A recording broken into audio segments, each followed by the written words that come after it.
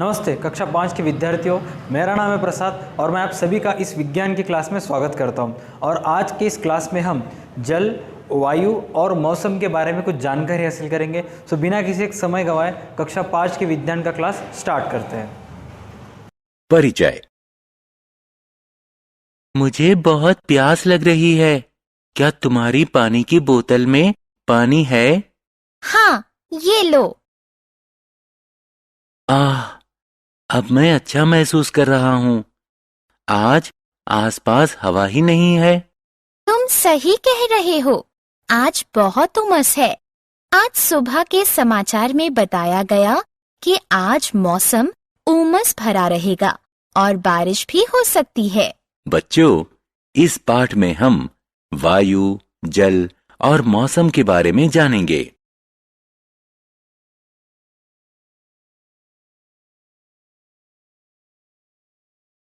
आओ सीखें। वायु और जल का महत्व बताना, वायुमंडल का संगठन समझना, जल चक्र का वर्णन करना, मौसम और जिन कारणों पर यह निर्भर करता है उसे बताना, मौसम और जलवायु में भेद करना। वायु का परिचय। वायु जीवों और पादपों समेत पृथ्वी के सभी प्राणियों के लिए बहुत महत्वपूर्ण है। पादपों को प्रकाश संश्लेषण करने और वायु में ऑक्सीजन छोड़ने के लिए वायु से कार्बन डाइऑक्साइड की आवश्यकता होती है। मनुष्यों और पशुओं को जीवित रहने हेतु सांस के रूप में वायु से ऑक्सीजन लेने की आवश्यकता होती है। क्या तुम जानते हो कि पृथ्वी के चारों तरफ का वायुमंडल वायु से भरा हुआ है? लेकिन वायुमंडल क्या होता है, जानने के लिए हमारे साथ आएं।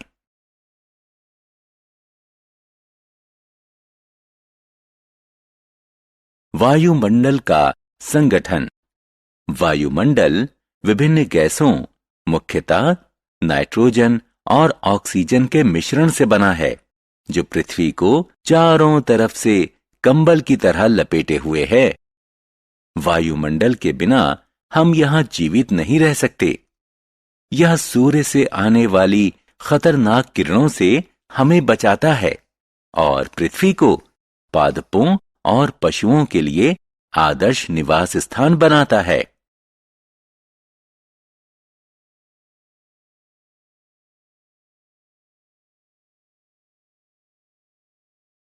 जल की जरूरत। हम जानते हैं कि वायु हमारे जीवन के लिए अत्यधिक आवश्यक है, लेकिन क्या आपने कभी सोचा है कि जल इतना महत्वपूर्ण क्यों है? हाँ, हमें पीने, नहाने, खाना बनाने, कपड़े धोने, पौधों में पानी देने और अन्य दूसरे कई कामों के लिए जल की जरूरत पड़ती है। यह सच है कि जल के बिना पौधे मर जाएंगे और मनुष्य और पशु प्यासे रहेंगे। इसलिए बच्चों, जल की एक एक बूंद बचाओ और इसे बर्बाद नहीं होने दो। पृथ्वी पर जल।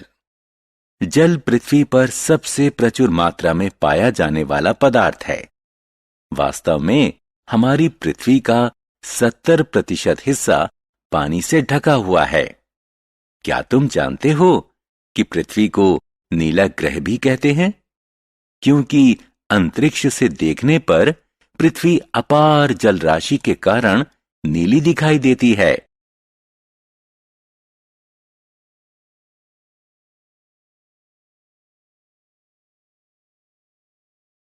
जल की अवस्थाएं। जल 3 अवस्थाओं में पाया जाता है: ठोस, द्रव्य और गैस। बर्फ, हिमकण और पाला जल की ठोस अवस्था के उदाहरण हैं। आपने नदी, झील, तालाब और समुद्र, बरसात और नल से आने वाले द्रव्य जल को जरूर देखा होगा। जल वाष्प वायु में मौजूद एक गैस है आप गैस को देख नहीं सकते क्योंकि यह अदृश्य होती है।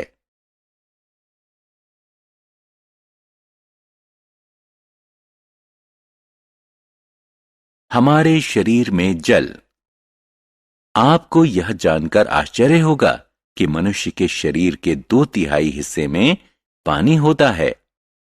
शरीर का तापमान बनाए रखने में इसकी महत्वपूर्ण भूमिका होती है। यह पोषक तत्वों को पूरे शरीर में पहुंचाता है, पाचन को सुधारता है और शरीर से अपशिष्ट पदार्थों को बाहर निकालता है।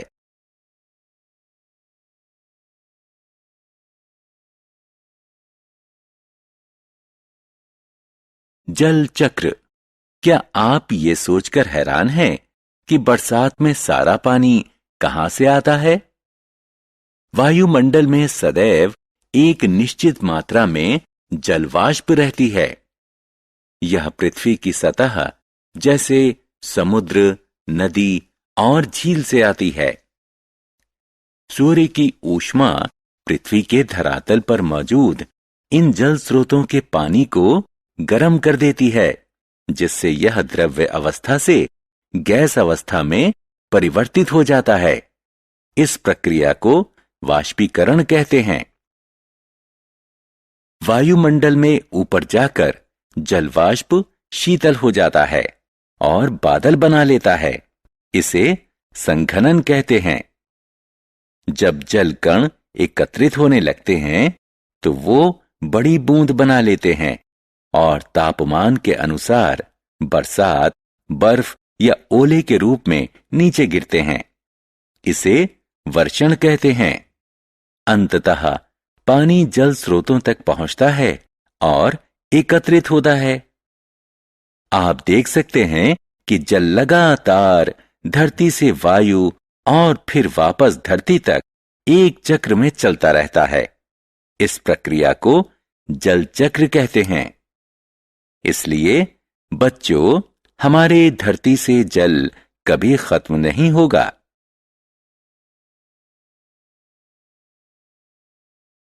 मौसम क्या है? क्या आपने आज मौसम की भविष्यवाणी देखी? नहीं? मौसम क्या होता है? मूलतः किसी निश्चित समय और स्थान पर वायुमंडल की स्थिति को मौसम कहते हैं। मौसम कई कारणों जैसे तापमान, आर्द्रता और वायु दाब पर निर्भर करता है। आइए इन कारणों के बारे में जानें।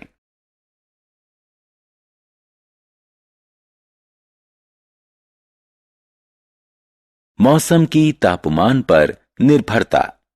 संभवतः हम सभी जानते हैं कि तापमान वायु की ठंडी या गर्मी का माप होता है। यह इस बात पर निर्भर करता है कि सूर्य से इसने कितनी ऊर्जा ली। तापमान को तापमापी नापक यंत्र की सहायता से मापते हैं और इसकी गणना डिग्री सेल्सियस और डिग्री फ़ारेनहाइट में करते हैं।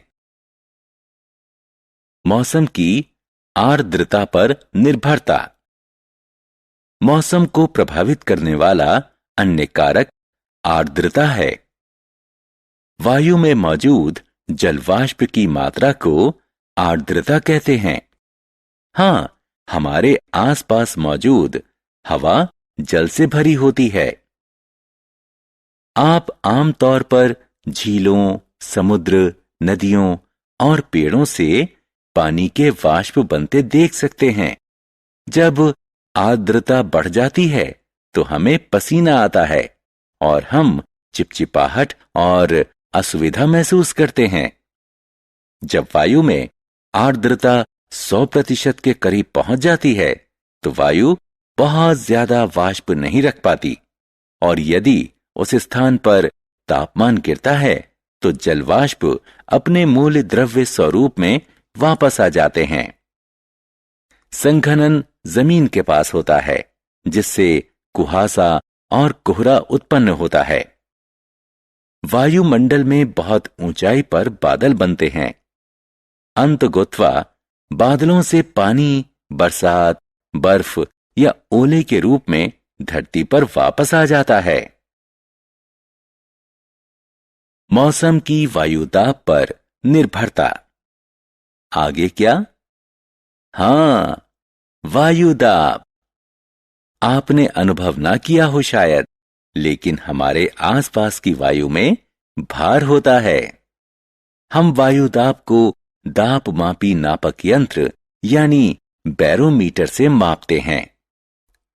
उच्च दबाव के क्षेत्र में वायु धीरे धीरे पृथ्वी के धरातल के पास आ जाती है। उच्च दाब वाले क्षेत्र में साफ धूप वाला मौसम रहता है। निम्न दाब वाले क्षेत्र में वायु वातावरण में ऊपर उठ जाती है। निम्न दाब वाले क्षेत्र में उच्च आर्द्रता, बादल, बरसात और दूसरे तरह के अवक्षेपण होते हैं।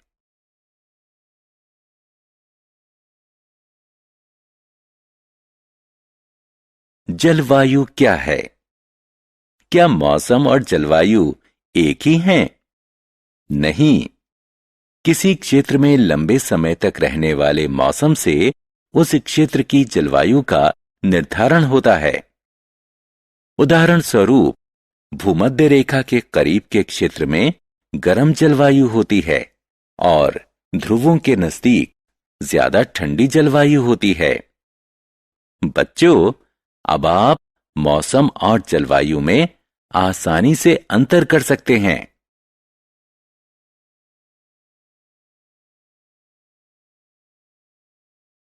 हमने क्या चर्चा की? मनुष्यों और पशुओं को जीवित रहने हेतु सांस के रूप में वायु से ऑक्सीजन लेने की आवश्यकता होती है। वायुमंडल विभिन्न गैसों, मुख्यतः नाइट्रोजन और ऑक्सीजन के मिश्रण से बना है, जो पृथ्वी को चारों तरफ से कंबल की तरह लपेटे हुए है।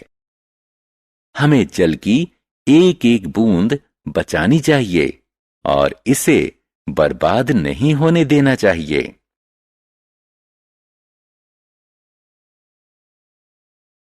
शरीर का तापमान बनाए रखने में जल की महत्वपूर्ण भूमिका होती है। यह पोषक तत्वों को पूरे शरीर में पहुंचाता है, पाचन को सुधारता है और शरीर से अपशिष्ट पदार्थों को बाहर निकालता है। जल के लगातार धरती से वायु और फिर वापस धरती तक आने की प्रक्रिया को जल चक्र कहते हैं। निश्चित समय और स्थान पर वायुमंडल की स्थिति को मौसम कहते हैं।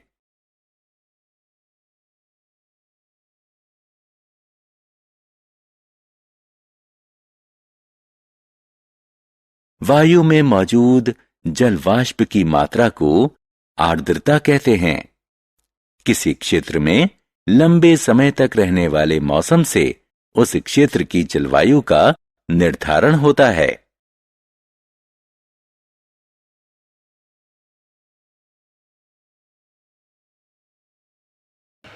आप सभी बच्चों का तहे दिल से धन्यवाद इस वीडियो को पूरा देखने के लिए। इस वीडियो को लाइक कीजिए, इस वीडियो को शेयर कीजिए और हमारे YouTube चैनल को सब्सक्राइब कीजिए। अगर आप एक बच्चे के माता पिता है तो आपसे यह उम्मीद है कि आप प्ले स्टोर से जाके DA2 एकेडमी का ऐप डाउनलोड करके इससे रिलेटेड, इससे संबंधित और भी कुछ वीडियोस, स्टोरीज, नोट्स भी डाउनलोड कर सकते हैं। आज का वीडियो देखने के लिए फिर से एक बार धन्यवाद। मिलते हैं नेक्स्ट वीडियो में, तब तक के लिए देखते रहिए हमारा YouTube channel DA2 academy. Stay connected.